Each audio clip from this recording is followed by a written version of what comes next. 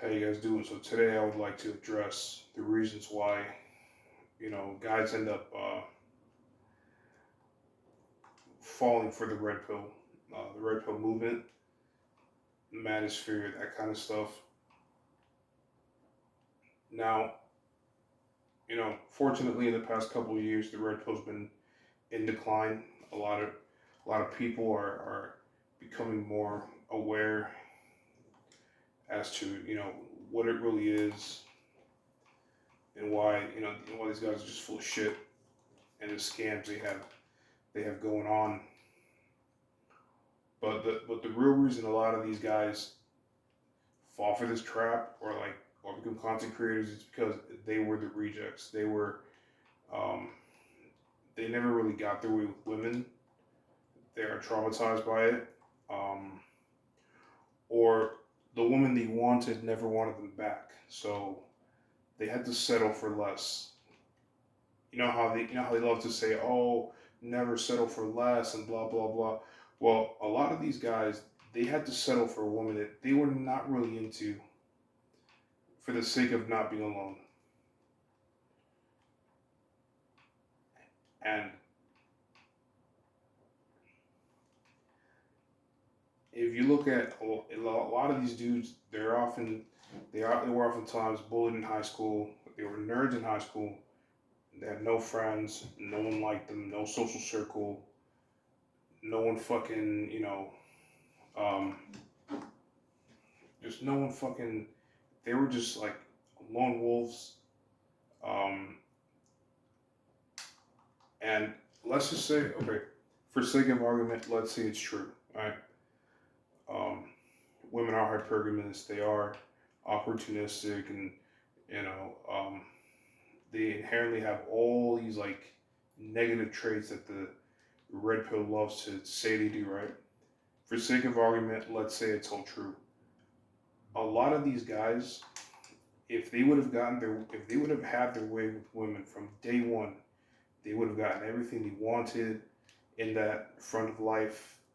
Um, if they pretty much all the fantasies that like would have been fulfilled, I bet you a lot of them, even if what the red pill said was true, they would not be like regurgitating that crap or they would not be promoting it. You know,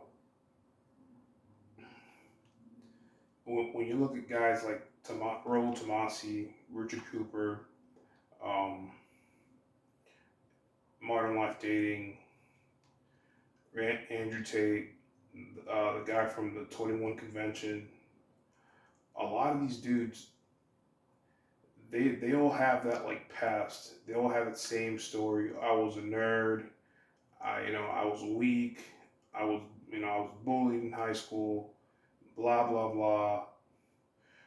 Which I mean, if that's the past you had, nothing wrong with that. But if you're gonna act like these guys, then you're just stuck in that past. And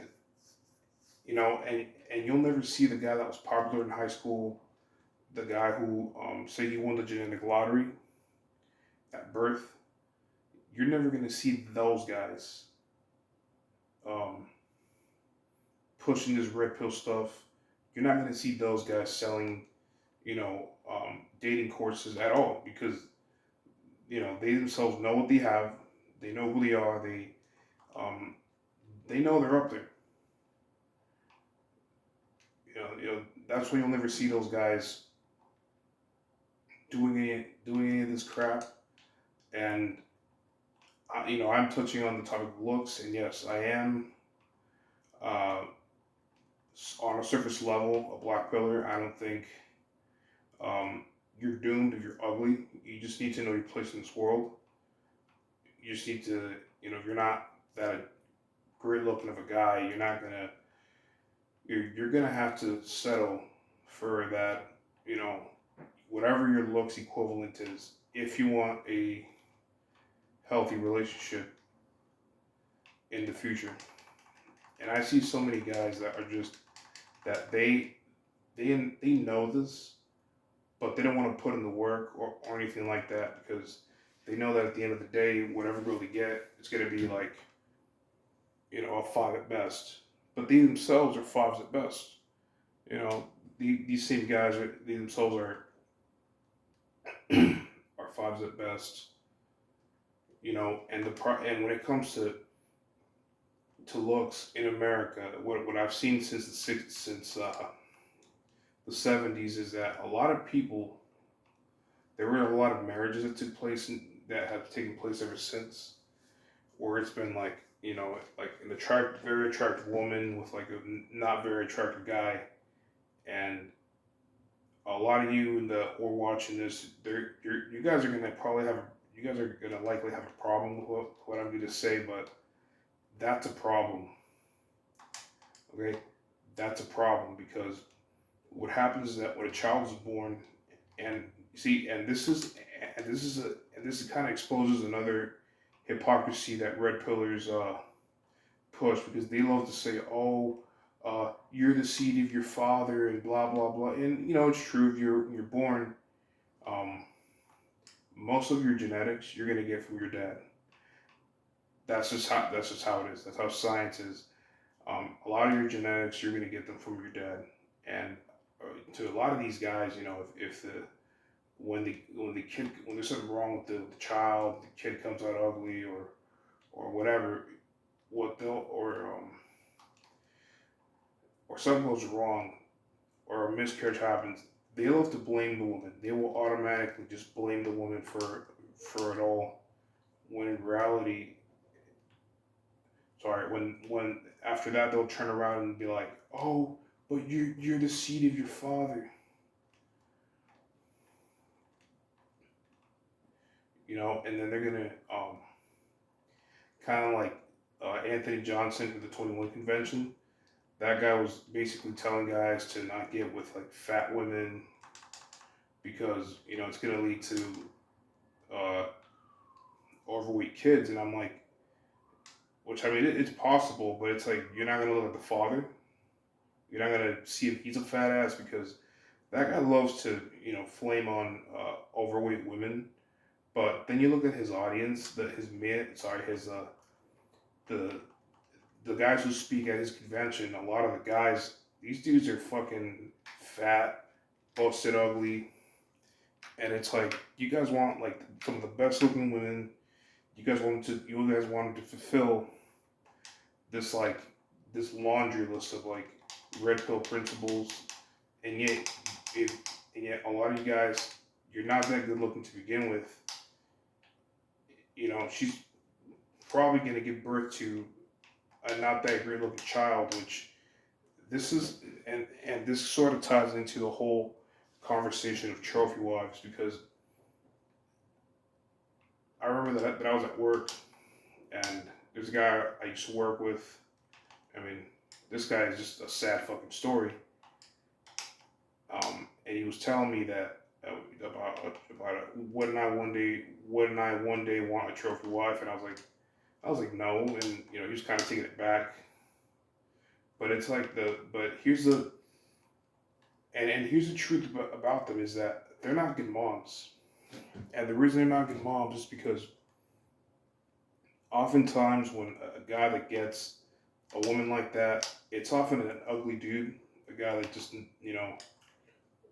never attractive to begin with, and the problem is that he gets his degree or his business succeeds, makes all this money, makes his money, and uh, the problem is a lot of wealthy guys in this country having a whole lot of money, to them it makes them feel entitled to like the best woman they can lay their eyes upon, and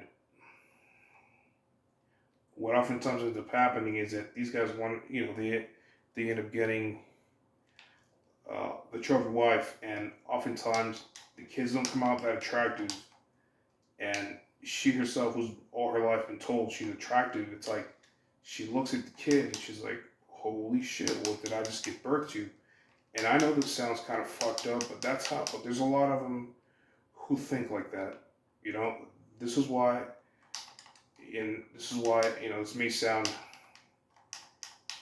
old fashioned or whatever, but I think people, they should date and marry within their own class, within their own looks level, within their own.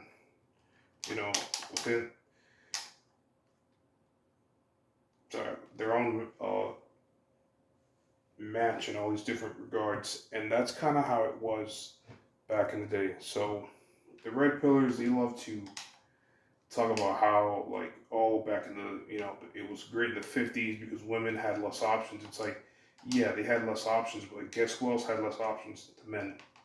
Okay, oftentimes a lot of men in those days there was a they were relegated to marrying within their community, within their religion, ethnicity, looks level, social class.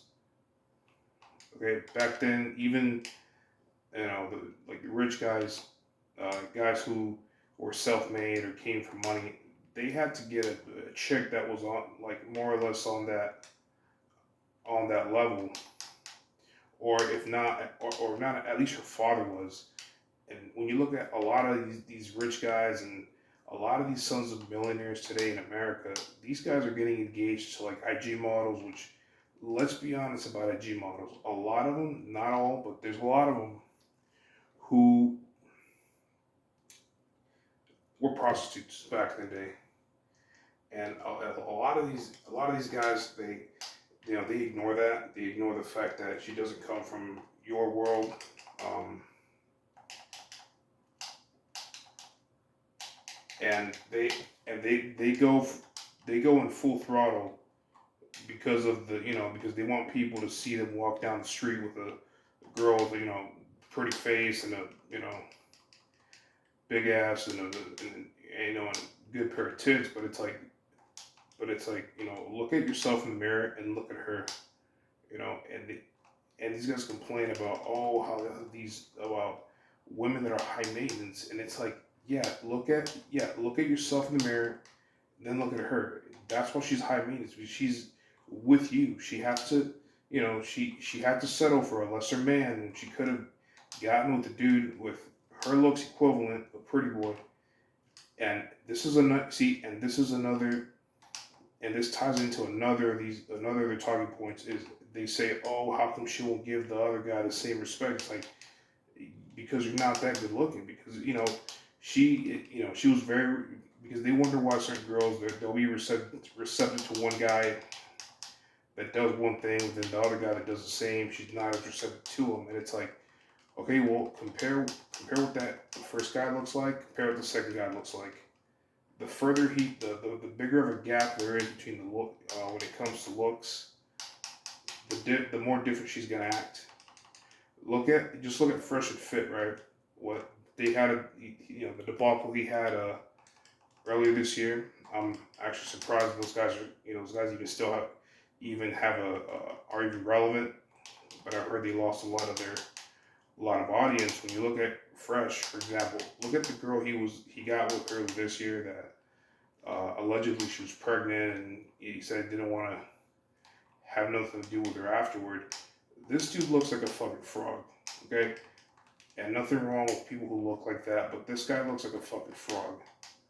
And this chick, she's Chinese, I think. She's from supposedly a model, but it later came out that she was actually a prostitute back in the day. Which I mean, I don't blame prostitutes for getting into that profession. Sometimes it's what life throws you into. Um, and this chick turns out that she lied to him about a bunch of stuff. She was a prostitute in Dubai for over 10 years because I believe she's like in her late 20s now. And when you look at her, you look at him, huge fucking difference. And people wonder, oh, how come he didn't choose better? Yeah, he didn't choose better because again, he came across all this money. He came across all this money. He felt that like a lot of guys with money here in America, he felt entitled to the best looking woman he can get his hands on.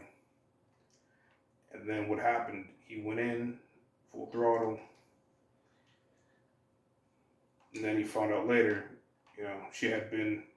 she has that devious past, but it's because when you look at a chick that's like that is like 8, 9, 10, um, looks threshold, and she gets with like a sub 5 dude that's like a 3, a 4, a 5. It's usually a chick that's, uh, for lack of a better way of putting it, has been around the block. You know what I'm saying? She's probably most likely has been around the block,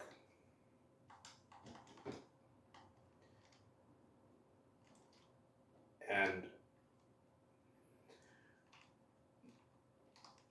a lot of times when a girl's young, for example, and she's like 18, 19 years old, she's not gonna fall in love with like uh, an ugly fuck.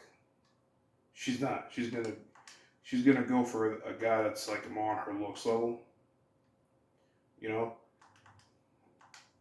she's gonna go for more of a guy on her looks level, and a lot of times she's gonna want to experience, like, say she is later on uh, destined to go with some with some guy that that she's, say some guy that wants a girl out of his league gets with her. It's like, yeah, but before she goes on to that, she's gonna want to know what it's like to be with a quote unquote pretty boy, and these guys don't realize that, and that's kind of what happened here. Like that girl,